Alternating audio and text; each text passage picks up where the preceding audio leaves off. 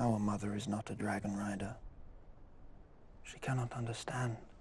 Maintenant que le final de la saison 2 de House of the Dragon a eu le temps de faire ses preuves, il est juste de dire que ce n'est pas l'un des meilleurs finals de la franchise Game of Thrones. Bien le bonsoir, mesdames et messieurs. Nous sommes l'animation de la soirée. Avec 8 saisons de la série mère et 2 saisons du préquel, les 10 finales de la franchise fantastique de HBO varient considérablement en qualité, certains étant acclamés comme étant parmi les meilleurs épisodes télévisés jamais réalisés, et d'autres largement critiqués comme étant des ratés. La fin de la saison 2 de House of the Dragon est encore fraîche dans l'esprit du public, et elle n'a pas été aussi bien reçue que certains des meilleurs finales de Game of Thrones. Dans un monde fantastique comme Game of Thrones, plusieurs facteurs contribuent à un grand épisode final. En règle générale, les principaux décors de bataille comme la bataille de la Nera ou la bataille des bâtards étaient laissés pour l'avant-dernier épisode d'une saison, permettant au final d'être davantage un épilogue réagissant aux horreurs d'une bataille ou d'un événement et générer de l'enthousiasme pour les histoires de la saison prochaine. Les meilleurs finales ont bien fait tout cela, mais ont également incorporé des éléments passionnants qui leur sont propres comme une explosion ou bien sûr un mort. La fin de Game of Thrones est largement considérée comme l'une des conclusions les plus décevantes de l'histoire de la télévision. Et le Trône de Fer est le point culminant de tout ce qui a mal tourné dans la saison 8. Pour être honnête avec l'épisode, il y a des idées fortes et des moments qui auraient pu paraître exceptionnels à la fin d'une meilleure saison. Par exemple, Jon devant tuer Daenerys ou la fin du montage pour les enfants Stark. Cependant, le chemin parcouru pour arriver à ces moments n'était pas à la hauteur du niveau d'excellence que les téléspectateurs attendaient de Game of Thrones. Au contraire, il y a certains moments dans le Trône de Fer qui n'ont tout simplement pas fonctionné. La réponse quant à savoir qui serait assis sur le Trône de Fer à la fin de la série était vraiment très attendue. Et le choix de Bran Stark, qui avait été radié de la série télévisée pendant au moins une saison entière à un moment donné parce que les showrunners n'avaient aucun matériel pour lui, c'était assez choquant. Il s'agit de l'épisode le moins bien noté dans les deux émissions car il a laissé aux fans dévoués un mauvais goût de confusion et surtout de frustration.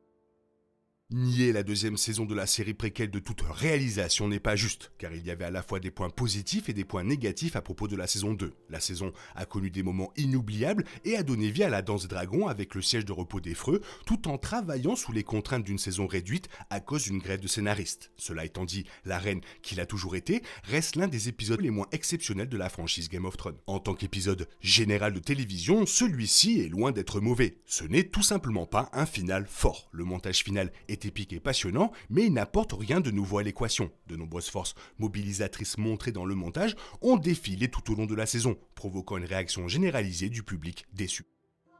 La saison 7 de Game of Thrones a commencé à montrer une baisse de qualité avec des épisodes comme la justice de la reine et Au-delà du mur, omettant une grande partie de l'attention raffinée portée aux détails et au réalisme qui distinguait initialement la série. Alors que la prise de conscience que Jon Snow était le véritable fils de Rhaegar et Lyanna, la décision de donner son vrai nom Aegon Targaryen semblait être une continuation de cette omission. De plus, juxtaposer cette révélation à une scène inconfortable de Jon et Daenerys consommant leur romance détournait l'attention des attributs positifs de l'épisode. Le dragon et le loup a connu des moments mémorables, c'était le premier épisode dans lequel une partie importante de la distribution principale était réunie en un seul endroit, avec Cersei, Daenerys, Jon et leurs partisans se réunissant tous à Port-Réal pour la première fois. Cet épisode aurait dû être génial, mais le déclin sous-jacent de Game of Thrones commençait vraiment à faire des ravages. La première saison de House of the Dragon est une excellente télévision et elle a sans aucun doute conduit à de nombreux autres spin-offs passionnants de Game of Thrones. The Black Queen est un final solide pour compléter une saison accomplie, mais elle n'est pas aussi exceptionnelle ou excitante que celle des premières saisons de Game of Thrones. Le point culminant de l'épisode est le voyage de Lucerys à Accalmie, où il est pris au dépourvu par Aemon et assassiné dans une séquence de poursuite de dragons. C'est une séquence épique et le public a enfin droit à un premier aperçu du château des Baratheon à la télévision. Mais Lucerys n'était pas un personnage assez important pour vraiment renforcer le choc de ce qui s'était passé. Ces événements portent davantage sur leur effet sur Rhaenyra et sur la manière dont ils ont déclenché la guerre civile à venir. Et ce n'est pas l'épisode le plus remarquable en dehors de la mort de ce personnage. La suite des Noces pourpres met sans aucun doute Missa dans une situation difficile, car la série vient d'être privée de certains de ses personnages les plus appréciés et le public a déjà vécu l'un des moments les plus émouvants de la série. C'est un final solide, mais il y a quelques points de discorde. Il n'y a pas beaucoup de bons moments pour s'en souvenir. La scène finale de Daenerys dans laquelle elle libère Yunkai est le moment le plus cinématographique, mais il suscite certaines divisions. La scène finale de Daenerys dans Missa a suscité des réactions mitigées car elle est un récit de sauveur blanc. Indépendamment de ce que l'on pense de cette cette discussion, la critique était suffisamment notable pour qu'elle mérite d'être mentionnée en ce qui concerne l'héritage de l'épisode. D'un autre côté, l'idée que Daenerys gagne des adeptes était un moyen intelligent de susciter un peu d'espoir après l'élimination des Stark lors des Noces Pourpres. En ce qui concerne les finales de Game of Thrones, Valar Morghulis connaît de nombreux moments forts mais ne se démarque pas autant que ceux qui l'ont précédé. En commençant par un aspect de cet épisode qui est plutôt mitigé, Daenerys termine son arc à Qarth en entrant dans la Maison des Immortels. Il s'agit d'une excellente scène pour la série télévisée, mais elle est dépourvue de nombreux moments convaincants, magiques et prophétiques qui rendent la contrepartie du livre si essentielle au récit global. Mis à part Daenerys, il y a beaucoup de points positifs dans Valar Morghulis. L'épisode se termine par l'une des scènes de marcheurs blancs les plus terrifiantes et les plus époustouflantes de la série. Le séjour de Théon à Winterfell prend fin et le maître Luwin meurt. Il y a une grande romance entre les couples de la série, en particulier Robb et Talisa qui se marient. Suivre la bataille de Lanera était une tâche très ardue, mais Valar Morghulis est l'exemple parfait d'un final d'action en chute libre qui offre juste assez pour inciter le public à en vouloir plus. Même si elle reste une télévision de qualité, la saison 5 est généralement perçue comme l'une des saisons les plus faibles de Game of Thrones, mais elle mérite toujours du crédit pour son final exceptionnel, lançant la série vers sans doute sa meilleure saison avec certains des moments les plus époustouflants de toute la série. La marche de la honte de Cersei est l'une des séquences les plus emblématiques et inoubliables de la série, incitant le public à soutenir la reine méprisable et à détester le grand moineau à la place. La mort de Stannis Baratheon est le point faible de l'épisode, car elle a créé un mauvais précédent pour la mort de personnages à l'avenir, dans laquelle des personnages cruciaux ont été tués, apparemment dans le but d'éclaircir le troupeau avant la fin du jeu. Le point culminant de la miséricorde de la mer est la mort choquante de Jon Snow, qui a entraîné l'un des moments culminants de l'hystérie de Game of Thrones, car c'était la première fois qu'un personnage était tué sans aucune source sur laquelle chercher des réponses.